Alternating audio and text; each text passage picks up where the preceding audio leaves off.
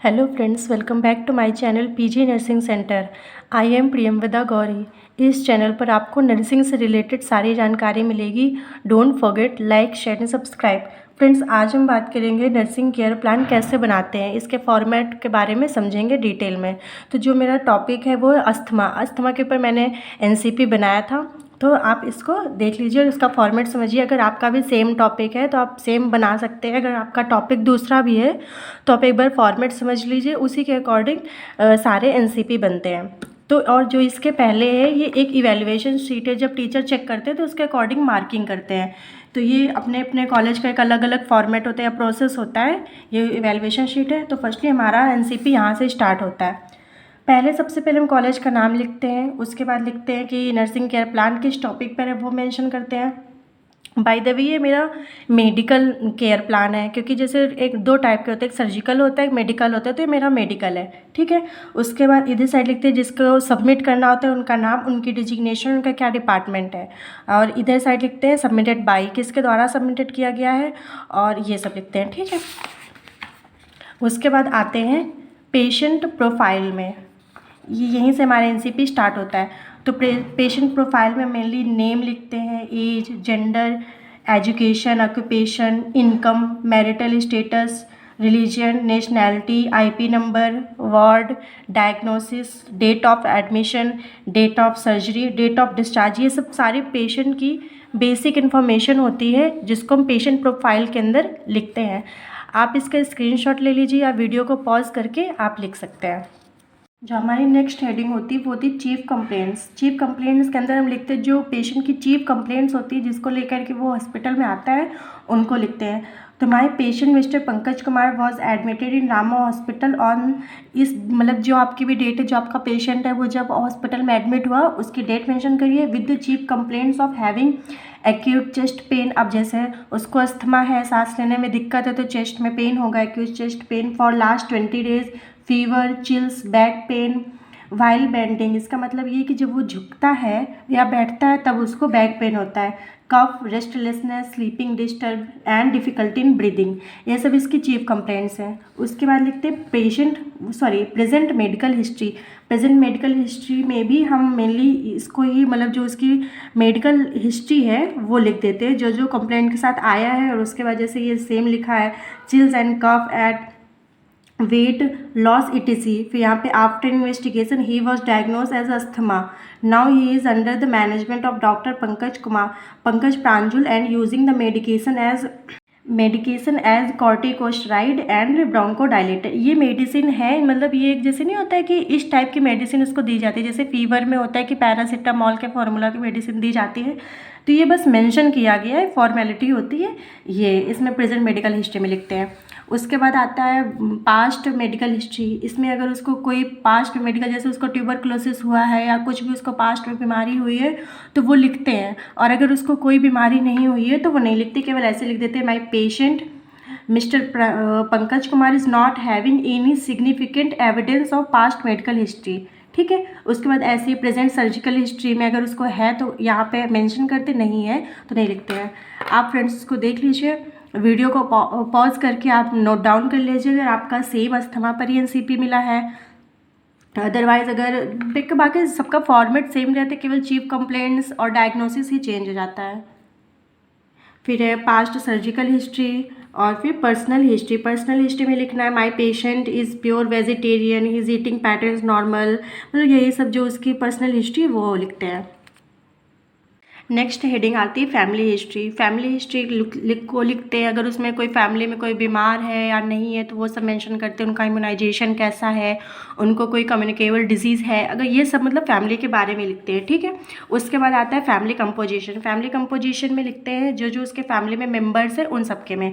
तो इसमें सबसे पहला होता है हेडिंग सीरियल नंबर, फिर नेम, फिर age, gender, relation, education, occupation and last में हेल्थ स्टेटस है। फ्रेंड्स ये दिख नहीं रहा होगा, उधर स्टेपल्ड है तो हेल्थ स्टेटस है। तो यहाँ पे सब जितने भी फैमिली मेम्बर हैं उन सबका नाम लिखते हैं, उनकी एज, जेंडर और रिलेशन लिखते हैं पेशेंट के साथ। सपोज दैट मेरा पेशेंट पंकज है तो पंकज के सामने पेशेंट लिखेंगे और फिर सब उसके क्या है, जैसे रमेश उसके पिता है, राम देवी उसकी माता है, आस्था उसकी बहन है, तो ये सब पेशेंट के अकॉर्डिंग लिखते हैं, ठीक है। फिर उनकी एजुकेशन, फिर ऑक्यूपेशन और फिर हेल्थ स्टेटस लिखते हैं। हेल्थ स्टेटस में केवल पेशेंट को छोड़ करके सबको हेल्दी लिखेंगे, जो पेशेंट होते हैं उसको अनहेल्दी लिखेंगे। बेटा मैं यहाँ पे दिखा रही हूँ, ये जैसे यहाँ पे हेल्दी लिखा हुआ है, हेल्दी हेल्दी हेल्दी, जो लेकिन जो मेरा पंकज पेशेंट है वो अनहेल्दी लिखा हुआ है, ठीक है।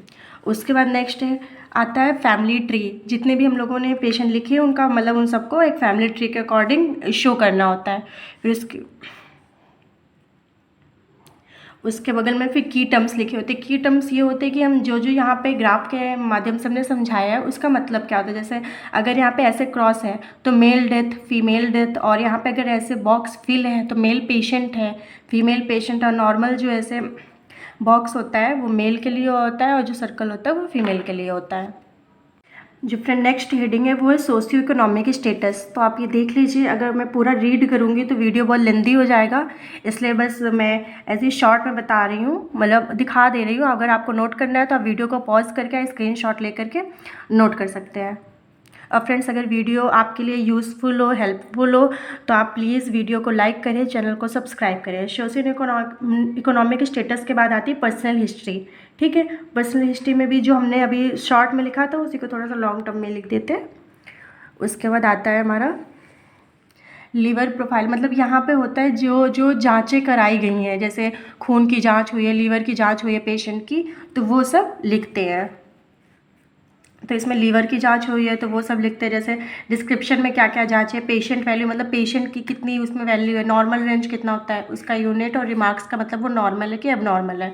जैसे इसका ALP है ये इंक्रीज़ हुआ है, बाकी सब कुछ नॉर्मल है, बस जो LP है वो इंक्रीज़ है। तो जो इंक्रीज़ हुआ होता है या जो बढ़ा घटा होता है उसके सामने आप अगर बढ़ा है तो इंक्रीज़, अगर कम हुआ है तो डिक्रीज़ लिख देंगे, बाकी सबके आगे नॉर्मल लिख देंगे, ठीक है। उसके बाद होता है मतलब वही आगे जितनी जांचें हुई हैं वो आप सबको मेंशन करनी होती है, इसमें NCP में शो करना होता है, ठीक है।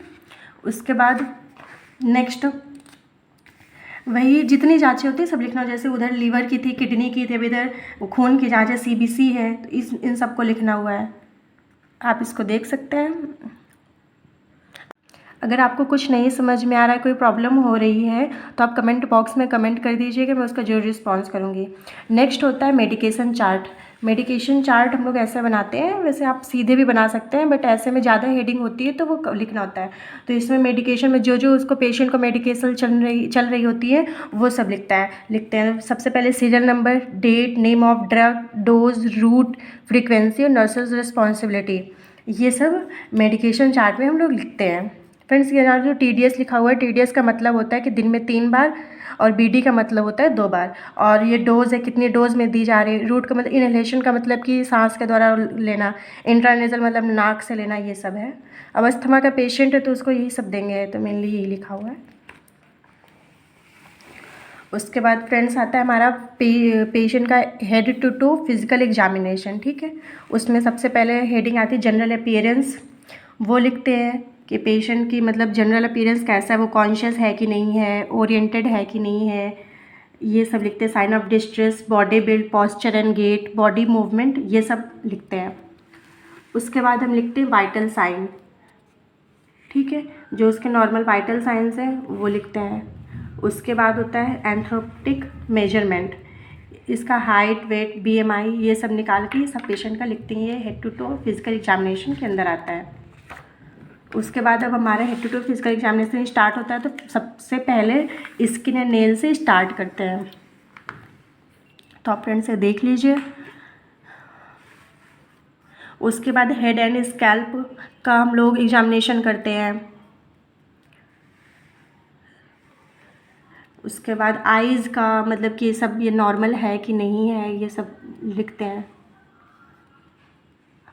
अगर आपको वीडियो में कोई भी प्रॉब्लम हो रही है तो फ्रेंड्स आप कमेंट बॉक्स में कमेंट ड्रॉप कर दीजिएगा, मैं जो रिस्पॉन्स करूँगी। अगर आपको कोई दूसरे टॉपिक पर भी NCP चाहिए होगा तो वो भी बता दीजिएगा, मेरे पास होगा तो मैं ज़रूर उसका वीडियो बनाऊँगी, ठीक है। फिर नोज़ का, नेक का,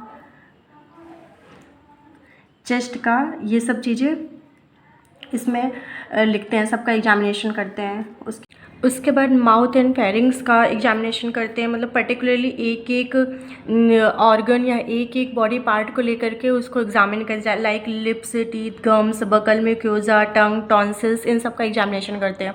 उसके बाद नेक्स्ट आता है एब्डोमेन, फिर एब्डोमेन का भी एग्जामिनेशन करते हैं, इंस्पेक्शन करके, ऑस्कल्टेशन, पाल्पेशन, परकसन, ये सब मेथड होते हैं एग्जामिनेशन करने के, तो ये सब करके एग्जामिनेशन करते हैं। उसके बाद आता है जेनिटेलिया, उसमें ये मेल पेशेंट है तो मेल जेनिटेलिया, इसमें हर्निया नॉट प्रेजेंट, मतलब पेशेंट को हर्निया नहीं है। उसके बाद नेक्स्ट होता है एनस और रेक्टम, इसका एग्जामिनेशन करते हैं। उसके बाद आता है बैक, उसके बाद आते हैं एक्सट्रीमिटीज़, उन सब का एग्जामिनेशन करते हैं, like size and shape, upper extremity, lower extremity, ROM possible है कि नहीं है, या पेरीफेरल पल्सेस, मतलब ये सब नॉर्मल है कि नहीं, ये सब इन सब का एग्जामिनेशन करते हैं। तो फ्रेंड्स अभी हमने सारे बॉडी पार्ट्स का एग्जामिनेशन कर लिया है, ठीक है। अब हम करते हैं सिस्टमिक एग्जामिनेशन, जैसे हमारे बॉडी पार्ट में जितने सिस्टम होते हैं, अब सिस्टम बाय सिस्टम हम सबका एग्जामिनेशन करते हैं। जो सबसे पहले आता है रेस्पिरेटरी सिस्टम, तो फिर रेस्पिरेटरी सिस्टम का एग्जामिनेशन करते हैं। तो फ्रेंड्स आप देख लीजिए, वीडियो को पॉज करके अपना नोट्स आप बना लीजिए। उसके बाद है कार्डियोवास्कुलर सिस्टम, फिर उसके बाद आता है रेनल सिस्टम, मस्कुलोस्केलेटल सिस्टम, फिर रिप्रोडक्टिव सिस्टम, इन सब का हम एग्जामिनेशन करते हैं और उसको नोट डाउन करते हैं। आई होप कि आपको वीडियो पसंद आ रहा होगा। उसके बाद लास्ट होता है central nervous system. Central nervous system में हम पेशेंट से कुछ क्वेश्चंस करते हैं और आउट ऑफ 10 उसको मार्किंग देते हैं कि वो कितना ओरिएंटेड है, कितना मतलब उसका दिमाग काम कर रहा है कि नहीं, ये सब इसमें करते हैं सेंट्रल नर्वस सिस्टम में। ओके, नेक्स्ट लिखना होता है नर्सिंग डायग्नोसिस, मतलब क्या क्या हम डायग्नोसिस बनाएंगे जिस पे हम पूरा एनसीपी तैयार करेंगे। तो जो फर्स्ट डायग्नोसिस है वो ineffective breathing pattern related to airway construction secondary to bronchial asthma, ठीक है। नेक्स्ट है एक्टिविटी इंटॉलरेंस रिलेटेड, ये दूसरा डायग्नोसिस है। तीसरा है acute chest pain related to disease condition as evidence by short term of breathing, okay. फिर जो वो फोर्थ नंबर का है वो है anxiety related to hospitalisation as evidence by facial expression. ये सारे नर्सिंग डायग्नोसिस है जिन पर हम पूरा एनसीपी प्रिपेयर करेंगे। उसके बाद insomnia related to ineffective breathing pattern and fear of suffocation, तो ये हमारे 5 नर्सिंग डायग्नोसिस है, ओके। फिर नेक्स्ट आता है हमारा एनसीपी, तो इनमें से किसी 3 पर हम पूरा एनसीपी प्रिपेयर करते हैं। तो जो एनसीपी का जो पहला वो कॉलम होता है वो होता है असेसमेंट, फिर डायग्नोसिस, फिर गोल, फिर planning, rationale, implementation, evaluation, okay.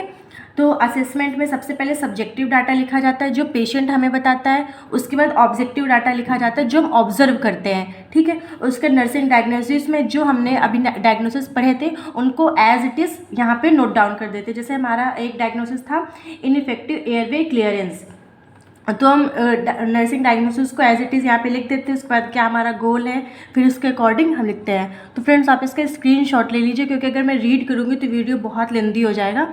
आप इसका स्क्रीनशॉट ले करके अपने प्रोजेक्ट में एनसीपी में लिख सकते हैं। नेक्स्ट है हमारा जो दूसरा नर्सिंग डायग्नोसिस है वो activity intolerance related to disease condition as evidence by easily fatigue and weakness, तो ये हमारा उसके अकॉर्डिंग है नर्सिंग डायग्नोसिस। इसमें भी same at is it column है assessment, diagnosis, goal, planning, rationale, implementation and evaluation, okay.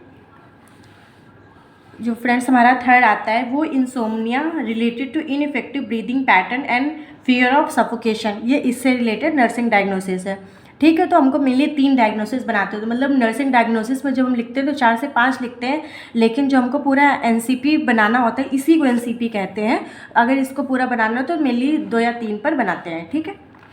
उसके बाद आती है जब एनसीपी बन जाती है उसके बाद हम पेशेंट को हेल्थ एजुकेशन प्रोवाइड करते हैं कि उसे क्या क्या उसको एजुकेट करते हैं उसकी हेल्थ को लेकर के, वो अवेयर रहे, तो ये सब उसको डाइट बताते हैं, ठीक है। उसके बाद एक्सरसाइज बताते हैं, पर्सनल हाइजीन कैसे मेंटेन करना है ये सब बताते हैं, मेडिकेशन बताते हैं कि आपको किस किस टाइम पे क्या क्या मेडिकेशन लेनी है। उसके बाद फॉलोअप करते हैं कि जैसा जैसा हमने बताया वैसा पेशेंट कर रहा है कि नहीं, ये सब हम चेक करते हैं, ठीक है। उसके बाद हेल्थ एजुकेशन के बाद आता है recording and reporting. Recording and reporting में हम ये करते हैं कि जो जो हमने बताया है या जो जो पेशेंट के साथ किया है उसको हमें एक रजिस्टर में रिकॉर्ड करना होता है ताकि सबूत रहे कि हाँ ये हमने किया है, प्रूफ रहे। तो यहाँ पे name of the patient, ward और किस बेड पर ये लिखते हैं। उसके बाद टाइम, किस किस टाइम पे हमने क्या क्या किया है वो लिखते हैं। रिकॉर्डिंग में जैसे assess the patient condition, bed making करी, वाइटल्स लिए और मेडिकेशन दिया, कंफर्टेबल पोजीशन दी, तो वो सब लिखते हैं। रिपोर्टिंग में हम हैंड ओवर देते हैं, जिस भी स्टाफ को आप हैंड ओवर देना चाहते हैं उसको यहाँ पे लिख करके उसके साइन लेते हैं, ठीक है। उसके बाद लास्ट हमारी आती है समरी। जो हमारा टॉपिक था अस्थमा की हमको समरी लिखनी होती है, एक पूरा उस टॉपिक को, उस डिजीज़ कंडीशन को पूरा समराइज़ करना होता है, ठीक है। उसके बाद नेक्स्ट आता है हमारा कंक्लूज़न भी समरी के तरीके होता है, बस थोड़ा सा डिफरेंट होता है। तो इसको हम भी वो कंक्लूज़न निकालते हैं कि इस टॉपिक से हमें क्या क्या मतलब वो मिला, पॉइंट्स मिले या क्या क्या किस किस चीज़ों पर हमको ध्यान देना, तो हम इसका कंक्लूज़न लिखते हैं। आई होप कि वीडियो आपको पसंद आया होगा और आपके लिए ये थोड़ा सा भी यूज़फुल हो। तो फ्रेंड्स आप वीडियो को लाइक करें, चैनल को सब्सक्राइब करें और फ्रेंड्स अपने क्लासमेट्स को, अपने फ्रेंड्स को ये वीडियो शेयर करना ना भूलें। और अगर आपको किसी दूसरे टॉपिक पर एनसीपी या हेल्थ एजुकेशन लेसन प्लान, अगर आपको किसी भी टॉपिक पर चाहिए तो आप कमेंट बॉक्स में कमेंट ड्रॉप कर दीजिएगा। अगर मेरे पास अवेलेबल होगा तो मैं बिल्कुल उसको अपलोड करूँगी। And thanks for watching.